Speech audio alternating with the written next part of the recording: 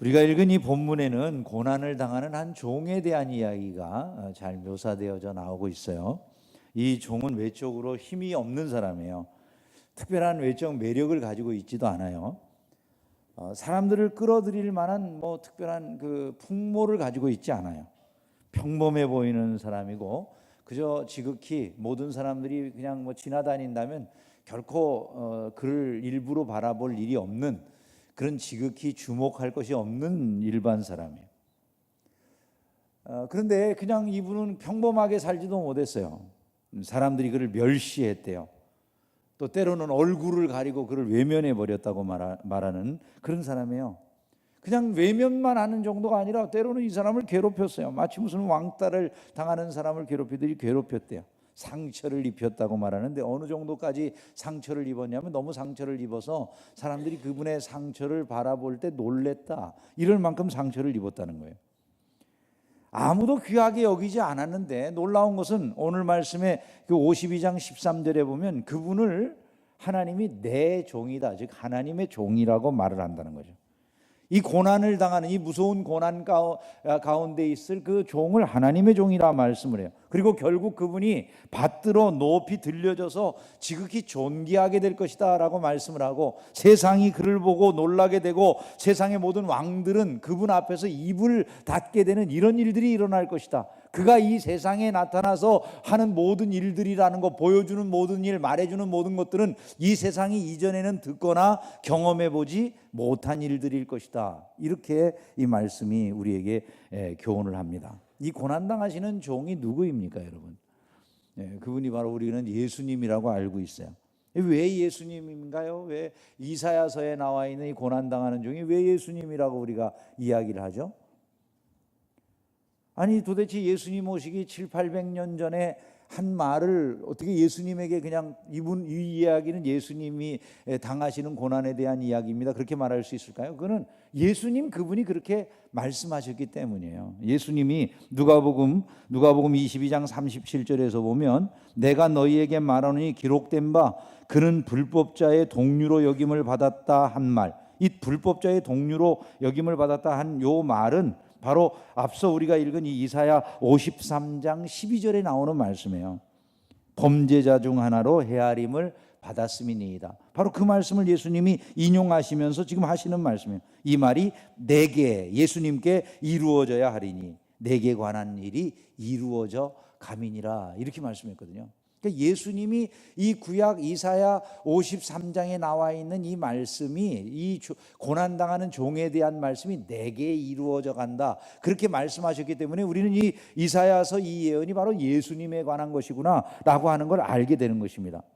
그러므로 예수님은 고난의 종으로 이 땅에 오셨다라고 하는 걸 우리가 알 수 있습니다. 예수님이 받으신 고난 중에는 많은 고난이 있겠지만 가장 그냥 기본적인 게 아무에게도 별로 주목의 대상이 되지 못하시는 그런 분으로 이 땅에 오셨다는 거예요. 여러분, 이왕 사람이 이 땅에 오는데 누군가가 주목해주고 알아주는 사람이 되면 좋잖아요, 그죠? 인사, 유명, 호사, 유피 그러잖아요. 사람이 죽으면은 이름을 남기고 호랑이가 죽으면 껍데기를 남긴다, 이런 이야기인데, 아니 우리가 그런 이야기를 하는 이유가 뭡니까? 사람은 그래도 살다가 뭔가 이름 한 자락 남기고 누가 좀 알아주면 좋겠다, 이런 바람들이 있다는 거 아니겠어요, 그죠? 예수님이 오셨는데 주목할 만한 분이 못 됐다는 거예요. 이분은 가정적으로도 목수의 아들, 그렇게 사람들이 볼 만한 무슨 외모를 가지거나 인기를 얻거나 이런 분이 아니었다, 이걸 우리가 알 수가 있다는 것이죠. 처음에 예수님은 그냥 그 정도가 아니었어요. 그냥 멸시를 당했다, 버림을 당했다, 이렇게까지 말씀을 해요. 고난이 점점 깊어지는 것을 말한다고 볼 수 있는데요, 처음에 주목받지 못하는 정도, 그거는 그냥 참고 있을지 모르겠는데 멸시를 당하셨다, 이건 고난이 훨씬 더 깊은 거죠. 멸시를 당해보셨어요, 여러분? 누군가에게? 만약에 누군가에게 멸시를 당한다면 비참함과 분노심을 느끼게 될 거예요, 우리가. 안 그렇겠습니까? 예수님 옷을 벗겨놓고 채찍으로 때리고 사람들이 침을 뱉고 예수님 머리를 갖다 갈대 같은 걸로 때리면서 예수님 조롱하는 이런 일들이 있었다고 성경이 말씀하잖아요. 그 하나님의 아들이신 예수님을 놓고 사람들이 저지른 일들을 성경이 그렇게 말씀한단 말이죠. 그 얼마나 멸시를 당하셨다는 거예요. 말로 표현할 수 없는 멸시를 예수님이 당하셨다는 거예요. 온갖 고통을 경험하셨다. 성경이 그렇게 말씀해요. 그래서 예수님은 늘 비통함이라고 하는 것, 슬픔이라는 것과 늘 친숙한 분이셨음을 우리가 알 수가 있어요. 그래서 우리가 읽은 이 본문 말씀에 보면 간고를 많이 겪으셨다 이렇게 되어 있는데, 그 영어 성경 NIV 영어 성경에 보면 예수님을 간고를 많이 겪었으며라고 하는 그거를 이렇게 해석을 해놨어요. 영어 성경에는 Man of Suffering, 고통의 사람이었다는 거예요. 예수님 얼마나 많은 고통을 겪으셨는지, 예수님은 그냥 간고를 많이 겪었다 그 정도가 아니라 그냥 이분은 고통의 사람이셨어요. 이렇게 표현을 해놨어요. 예수님은 일찍 육신의 아버지를 여의시고 예수님이 세상에 나와서 활동하실 때 남들을 위해 선한 일을 하시는데, 이제 병을 고쳐주시면은 이 안식일에 병을 고친다고 비난하고, 예수님이 사람의 귀신을 쫓아내서 그 사람의 정신을 깨끗해 해주시니까 저 사람 귀신의 왕이 들렸다고 비난을 했어요.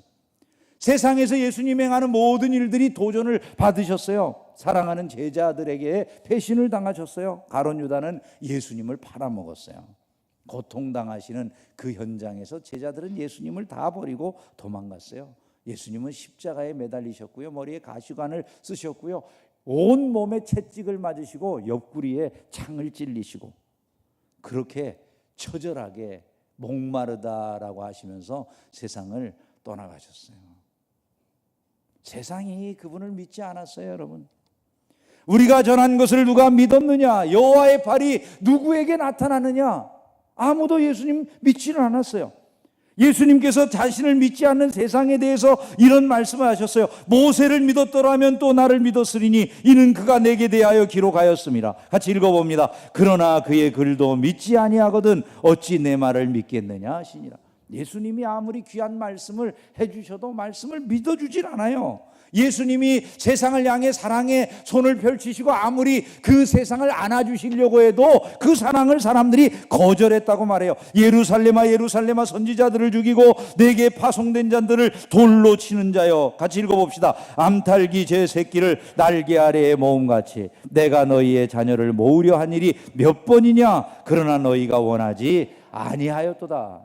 예수님이 아무리 세상을 사랑하려고 해도 사랑에 응하지 아니하고 말씀을 주셔도 말씀에 반응하지 않는, 이것이 세상의 모습이었다는 거예요. 그리고 오히려 예수님을 마침내 십자가에 못 박으라고 자기 백성이 소리를 질러대는 거죠.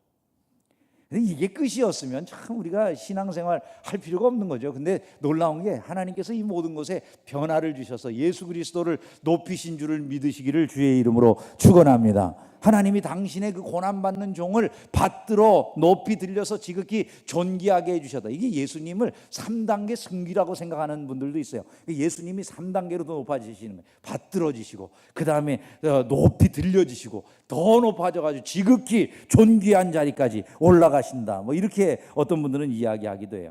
빌립보 2장에 보면 바울이 이렇게 말하는 거죠. 이름으로 하나님이 그를 지극히 높여, 같이 읽어봅시다. 모든 이름 위에 뛰어난 이름을 주사 하늘에 있는 자들과 땅에 있는 자들과 땅 아래에 있는 자들로 모든 무릎을 예수의 이름에 꿇게 하시고 모든 입으로 예수 그리스도를 주라 시인하여 하나님 아버지께 영광을 돌리게 하셨느니라. 가장 높은 이름을 갖게 하시고 가장 높으신 왕이 되도록 하나님이 역사해 주신 줄로 믿습니다. 하나님은요, 예수님이 당하신 그 고난을 우리를 위한 놀라운 구원의 일을 이루시는 데 사용하셨어요.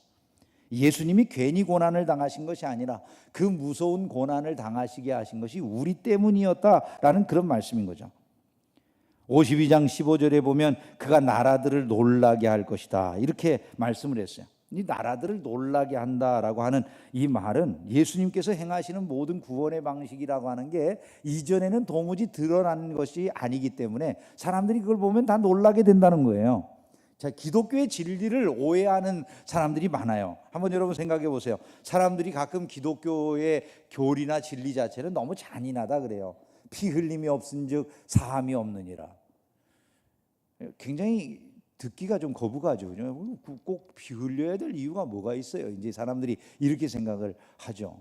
근데 피 흘림이 없은즉 사함이 없다라고 하는 그 말을 할 때 기독교의 진리는 사람들에게서부터 그 피를 찾으시는 게 아니라 누구에게서부터 그 피를 찾으셨다 그럽니까? 예수님에게서부터 그 피를 찾으셨다는 거예요.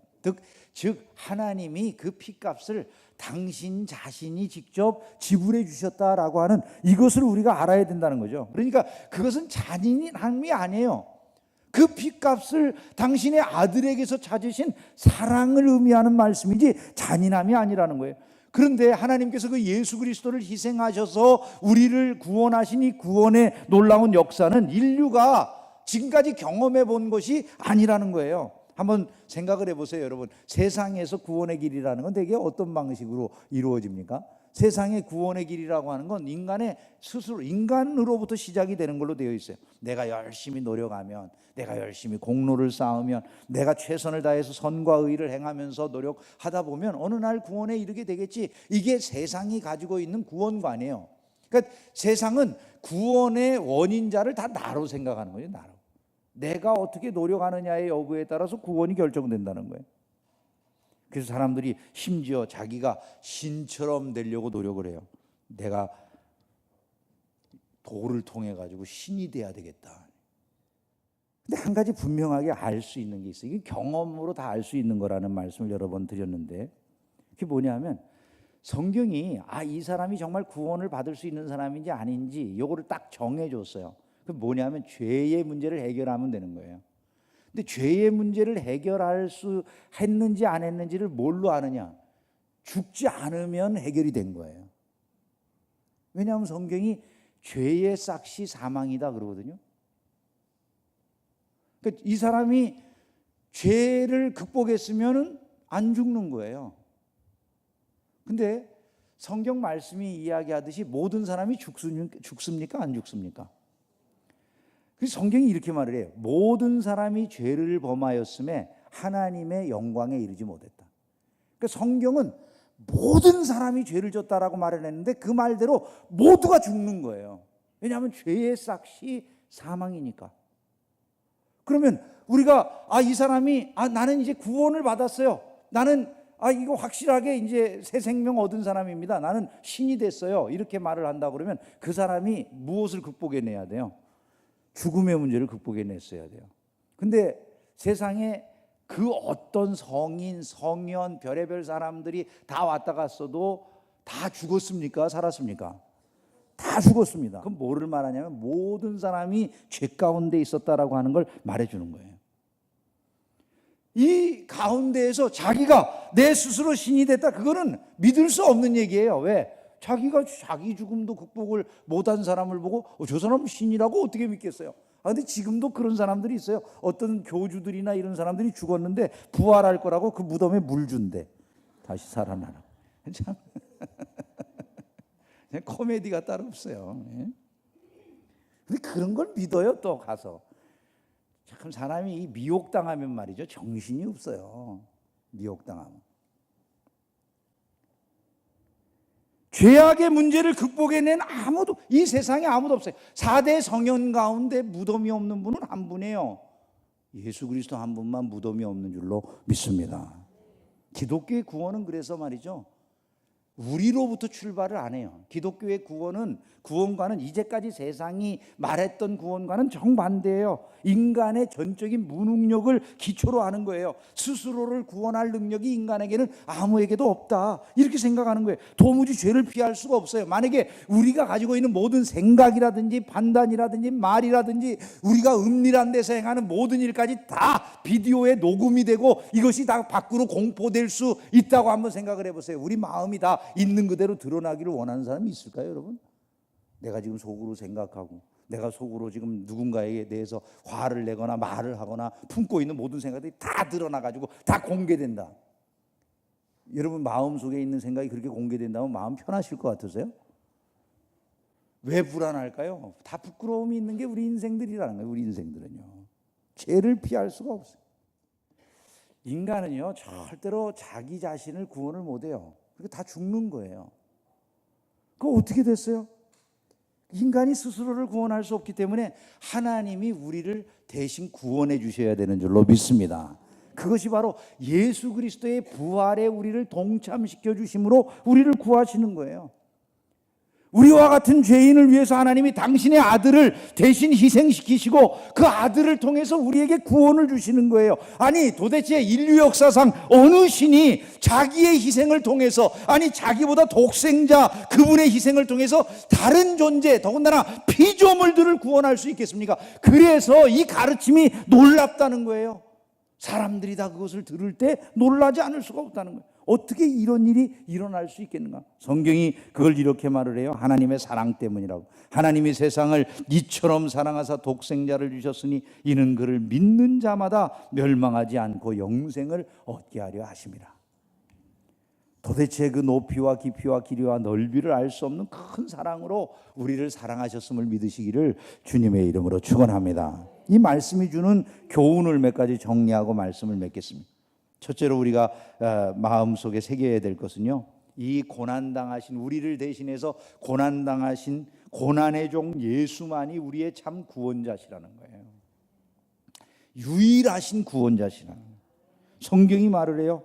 사도행전 4장 12절에 같이 읽어봅니다. 다른 이로서는 구원을 받을 수 없나니 천하 사람 중에 구원을 받을 만한 다른 이름을 우리에게 주신 일이 없음이라 하였더라. 할렐루야. 예수님 아니면 구원을 받을 수 있는 길이 없다. 그것이 바로 성경의 교훈이라는 것이죠. 왜?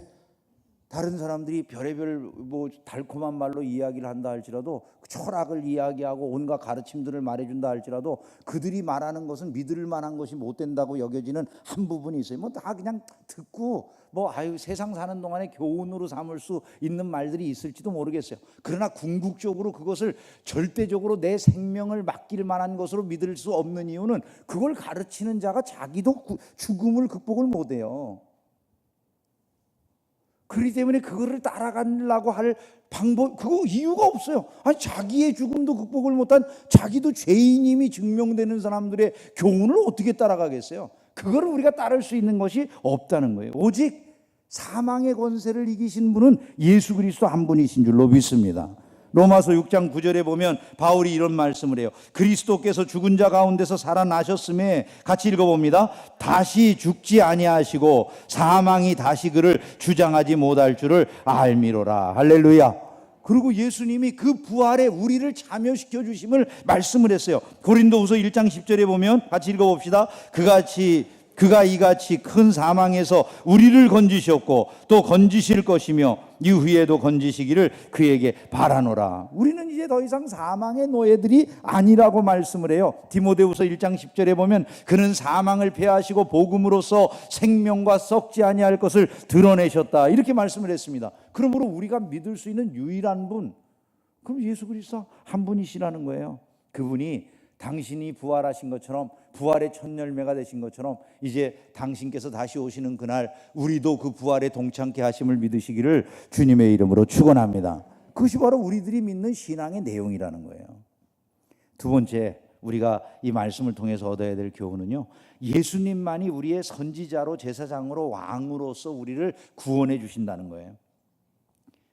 예수님의 삼직 그러잖아요. 우리가 선지자, 제사장, 왕 그러잖아요. 이 선지자로서 예수님이 우리를 구원하세요.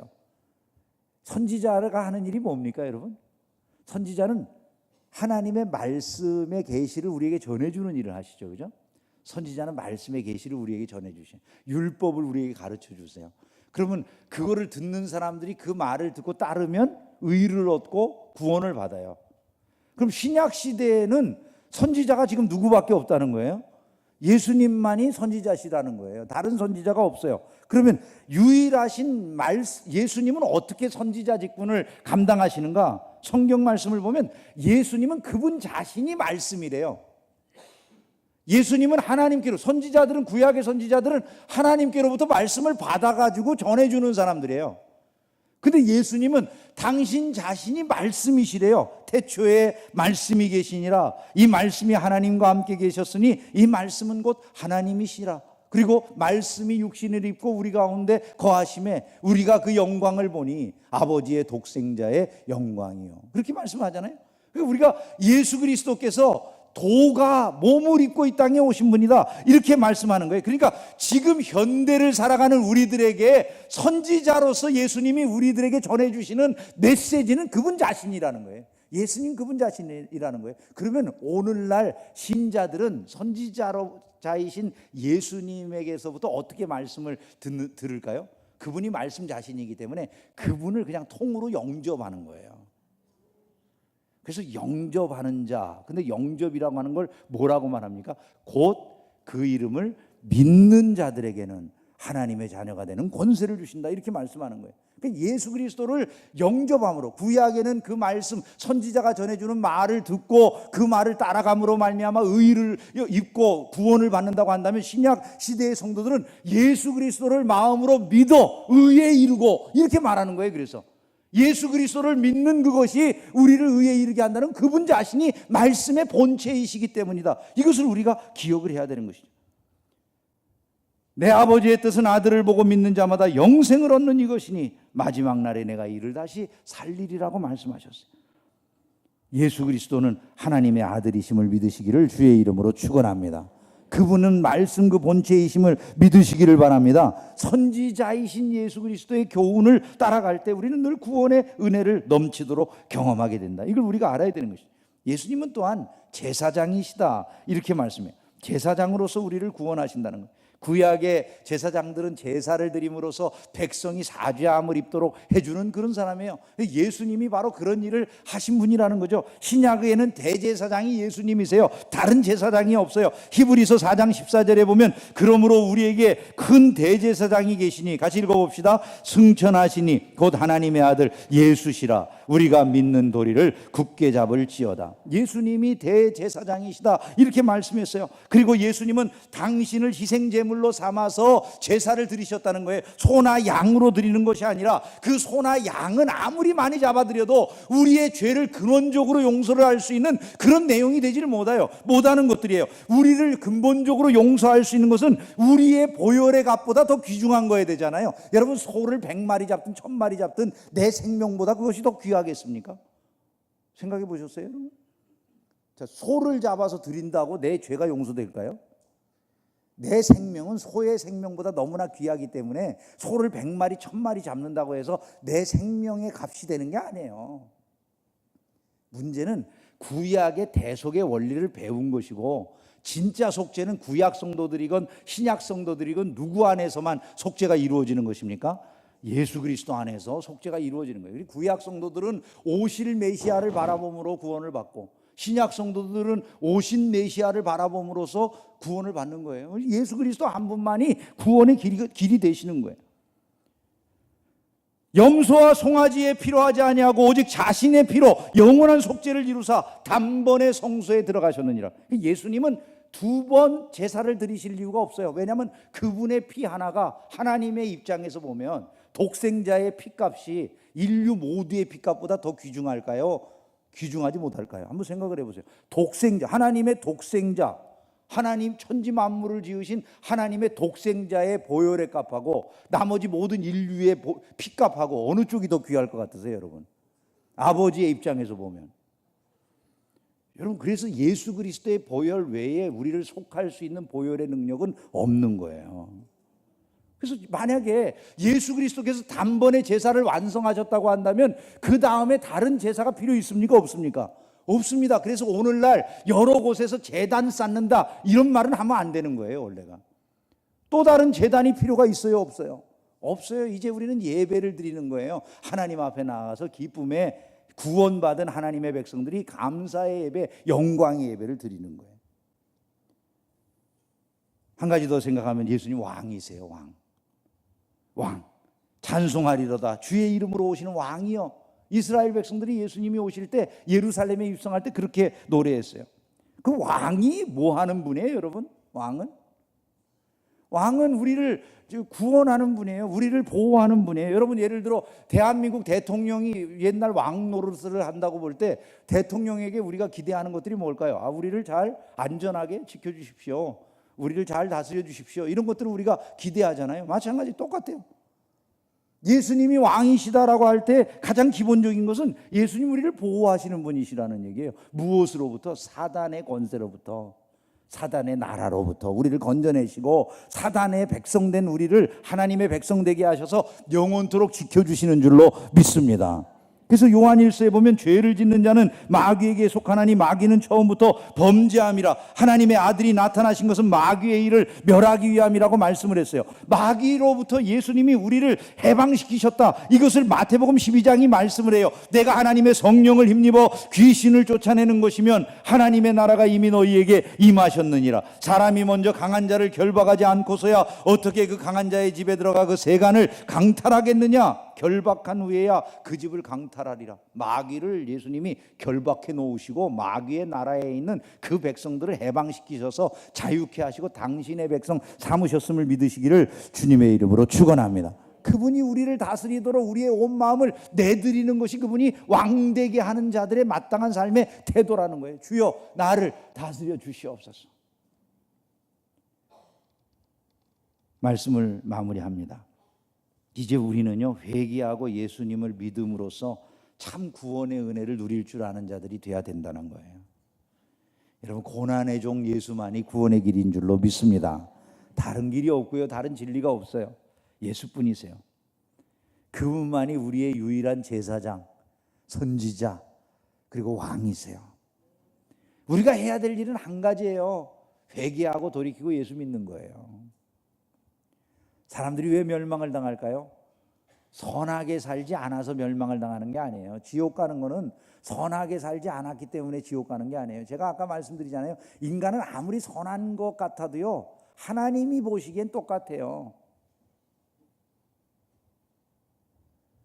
여러분, 제가 여러분보다 훨씬 더 거룩할까요? 하나님이 이렇게 보실 때요, 우리의 높이는 별로 차이가 없어요. 저 위에서 저 하늘에 뜬 비행기에서 보면은 여러분, 롯데월드 옆에 있는 그 100 몇십 층짜리 건물이나 우리 중계 충성교회나 위에서 보면 그냥 납작하기는 똑같아요. 그죠? 하나님이 보실 때 인간의 의라고 하는 것은 그런 거예요. 여기서는 우리가 누가 좀 더 의로운 사람이 있을 수 있어요. 뭐 그 더 의로운 사람들 우리가 존중히 여기고 그분들처럼 살아가려고 노력을 해야죠. 그러나 하나님이 보시는 의는 아니다라는 거예요. 그래서 우리를 의지할 것이 없어요. 결국 멸망은 선하게 살지 않아서이기 때문이 아니라요, 우리에게 주신 의의 길 되시는 예수님을 믿지 않아서 멸망을 당하는 거구나. 이것을 알아야 돼요. 공짜로 부르시잖아요. 다 준비해 놓고 니네가 할 거 없어. 니네 의가 아니야. 내가 너희들을 위해 구원을 다 예배해 놨잖아. 내 아들을 믿어. 그가 너희를 대신했어. 말씀해 주시는 거예요. 오라 너희 모든 목마른 자들아 물로 나와라. 돈 없는 자도 오라. 너희가 와서 사 먹되 돈 없이 값 없이 와서 포도주와 젖을 사라. 공짜로 가져가라는 거 아닙니까? 로마서 3장 24절에 그리스도 예수 안에 있는 속량으로 말미암아 하나님의 은혜로 값 없이 의롭다 하심을 얻은 자 되었느니라. 공짜로 다 가져가라는 건데도 문제는 믿지 않는 거예요. 회개하고 예수를 믿는데 구원의 길이 있어요. 나폴리의 오스나 총독이 어느 날 죄수선을 순시하는데 한 사람 한 사람에게 물어봤어요. 야, 너는 어떻게 이곳에 왔냐? 물어봤어요. 그들이 다 억울하다고, 나는 이곳에 올 사람이 아닌데, 나는 큰 죄를 짓지도 않았는데 지금 나는 여기에 억울하게 잡혀 들어왔다고 다 이야기를 해요. 근데 한 사람에게 물어봤더니 그 사람이 그러는 거예요. 아니, 나는 저 자식을 굶겨 죽이지 않기 위해서 나쁜 일인지 뻔히 알면서도 남의 걸 도둑질했습니다. 정말 제가 죽일 놈입니다. 너무너무 잘못했습니다. 이러면서 통곡을 하면서 자기의 잘못을 이야기해요. 오스나 총독이라고 하는 사람이 다니다가 그 사람 보고서 자기 지팡이를 가지고 등짝을 딱 때리더니, 세상에, 야 이 못된 놈아, 의인들만 있는 곳에 왜 너 같은 나쁜 놈이 섞여가지고 이 사람들 물들이려고 그러냐. 너 당장 나가버리라고. 그 자리에서 그 사람을 석방시켜줬어요. 여러분, 회개가 살 길인 줄로 믿습니다. 주님이 우리를 다 부르고 계세요. 근데 회개해야 되는데 회개하는 게 아니라 다 의롭다는 거예요. 다들 고난의 주 대신 예수 그리스도 붙들고 믿으면 구원의 길이 열린다는 것을 알고 그분과 함께하는 신자들이 다 되기를 주의 이름으로 축원합니다. 기도하겠습니다.